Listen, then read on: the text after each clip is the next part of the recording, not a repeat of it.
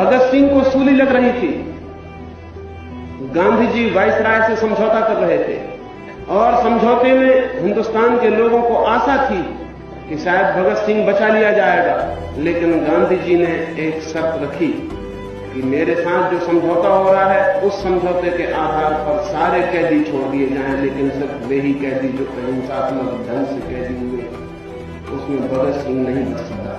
आखिर क्यों ओशो का यह दवाज भी लोगों को कंफ्यूज करता है। चलिए बिना भक्ति बिना गाली सिर्फ तथ्यों के आधार पर इस बात की पड़ताल करते हैं। कुछ देर के लिए पूरी तरह से भूल जाइए कि गांधी जी राष्ट्रपिता या फिर महान नेता थे। उन्हें सिर्फ एक आम स्वतंत्रता सेनानी की तरह देखते हैं। ओशो का कहना है कि वायसराय और गांधी जी के बीच भगत सिंह को लेकर समझौता चल रहा था, जिसमें गांधी जी ने कहा था कि सिर्फ हिंसात्मक कैदियों को छोड़ा जाना चाहिए, इसीलिए भगत सिंह को नहीं बचाया जा सका। क्या इस दावे का कोई डायरेक्ट डॉक्यूमेंटेड प्रूफ है? इसका उत्तर है नहीं। 1931 का गांधी अरविंद समझौता राजनीतिक कैदियों की रिहाई को लेकर आया था, लेकिन अंग्रेजों ने यह स्पष्ट रूप से लिखा था कि हिंसक क्रांतिकारी समझौते के दायरे में नहीं आएंगे। याद रहे, यह अंग्रेजों की शर्त थी, गांधी जी की नहीं, और गांधी जी ने इस शर्त को स्वीकार किया और यहीं से पूरी विवाद की शुरुआत होती है। वैसे तो गांधी जी ने भगत सिंह को बचाने के लिए बहुत सारी अपीलें की थी, पत्र लिखे, हेरोइन की बैठकों में मुद्दा तक उठाया, लेकिन यह भी एक तथ्य है कि गांधी जी ने भगत सिंह को बचाने के लिए कोई जन आंदोलन, असहयोग या दबाव की राजनीति का सहारा नहीं लिया था, क्योंकि गांधी जी के लिए किसी भी हिंसा को वैध ठहराना उनके सिद्धांतों के खिलाफ था। और भगत सिंह का तर्क था कि औपनिवेशिक सत्ता को झटका दिए बिना आजादी नहीं मिल सकती, जो कि एक वैचारिक टकराव था। अब सवाल यह नहीं है कि गांधी जी ने मना किया था या नहीं, असली सवाल यह है क्या गांधी और कांग्रेस ने जितना दबाव बना सकते थे उतना दबाव बनाया।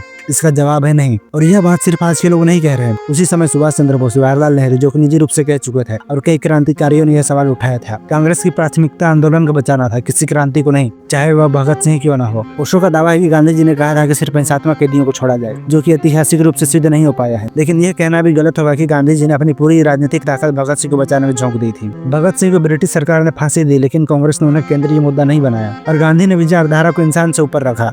यह सच कड़वा है, लेकिन देशभक्ति का मतलब सच से भागना नहीं होता। अगर आपको यह जानकारी अच्छी लगी तो चैनल को सब्सक्राइब जरूर करिए।